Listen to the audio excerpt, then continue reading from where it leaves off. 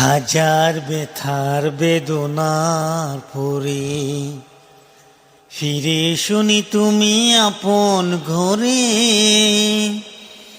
দিনের আলো তুমি সরিয়ে দিতে চলে গেল মদিনা মক্কা ছেড়ে। হে রাসূল তোমাকে ভুলি আমি কেমন করে।